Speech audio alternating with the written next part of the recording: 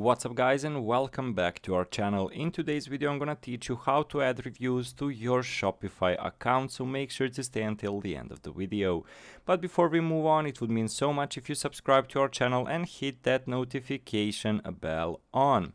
So how to add reviews over here? So basically you need to have a Shopify product review app for this thing to work. If you're using a paid app, the process will look much the same, but you'll have an extra features that are unique to your app.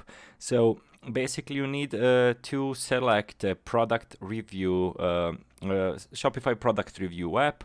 So basically you can find them online, and when you install them, how to implement them on your Shopify page. So go to online stores, select themes and click customize button on the theme you want to edit.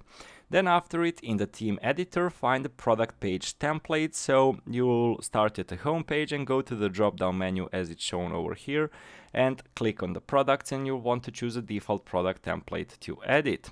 Then click add section and find the reviews section under apps. Basically click add sections and scroll down to where app sections are. As you can see over here, for product reviews you'll have an option to add reviews or start rating, or basically do the both. The reviews block will show full customers reviews, whereas the star rating block will just show the cumulative star ratings from your reviews. Like any other section or block, you can drag these up and down the page to place them where you like. Also, you can customize the product review blocks over here.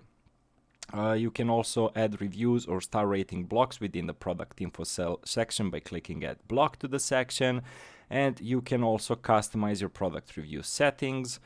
So overall, that's the entirety of the process. You will need a third-party app to add reviews to your Shopify. Once you install it, I took you through the process of how to implement it to your Shopify product store.